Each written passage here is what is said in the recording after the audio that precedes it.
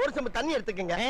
அத தோசைக்கல்ல ஊத்தி அதுக்குன்னு வழக்கமா ஒரு விளக்கமாறு வச்சிருப்பீங்கல்ல? ஆமாங்க. அத அடிப்பக்கமா திருப்பி சரிங்க.